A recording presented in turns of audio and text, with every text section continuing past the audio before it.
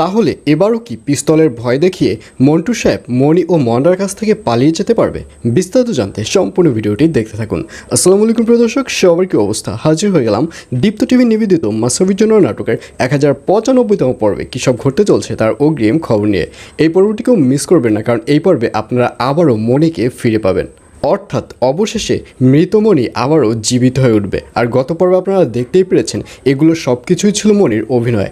আর আমি গত ভিডিওগুলোতে আপনাদেরকে অলরেডি বলেই দিয়েছি যে সব কিছু হচ্ছে মণির অভিনয়, এবং মণির পেছনে ছিল শরীফুলের সাহায্যেই মণি এতদূর আগাতে পেরেছে। এবং এক পর্যায়ে এই সকল চক্রান্ত যখন মণি এবং মন্ডা জানতে পারবে, তখন মন্টুকে দেখা যাবে সে পিস্তলের ভয় দেখিয়ে ওখান থেকে পালিয়ে যাবে।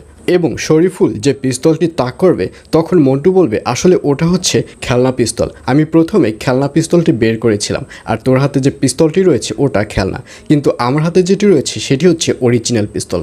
এই বলে যখন মনির দিকে সেই পিস্তলটি তাক করবে, ঠিক তখনই ওখানে পুলিশের লোকেরা চলে আসবে এবং শেষ পর্যন্ত মন্টু এবং ওখানের যে শরীফুল রয়েছে, শরীফুলের স্ত্রী আসমা, মন্টু এবং আসমা এই দুজনকে পুলিশের লোকেরা ধরে নিয়ে যাবে। এবং শরীফুলকে দেখা যাবে শরীফুল এবার মণি এবং মন্ডাদের সাথেই থাকবে। আর অন্যদিকে দিলারা বেগম এবার নিজের ভুলগুলো বুঝতে পারবে যে সে রুনাকে শাস্তি দিয়েছে, কিন্তু শাস্তির পরিমাণটা একটু বেশি দিয়ে ফেলেছে। কারণ রুনাকে এতটাই শাস্তি দিয়েছে যার কারণে বর্তমানে রুনা মানসিক রোগীতে পরিণত হয়েছে। এবং পরিশেষে আপনারা দেখতে পারবেন দিলারা বেগম এবার রুনার সাপোর্টেই কাজ করবে, রুনাকে ডক্টর দেখাতে নিয়ে যাবে এবং ভালো ভালো ডক্টর এনে রুনার চিকিৎসা করার ট্রাই করবে দিলারা বেগম।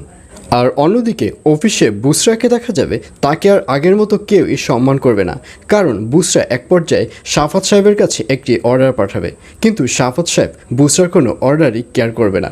তখন বুসরাকে দেখা যাবে সে চেয়ারম্যান স্যারের ভয় দেখাবে সাফাত স্যারকে, যে যদি সাফাত এই অর্ডারটি কেয়ার না করে তাহলে সে চেয়ারম্যান স্যারের কাছে এই ব্যাপারটি কমপ্লেন করবে।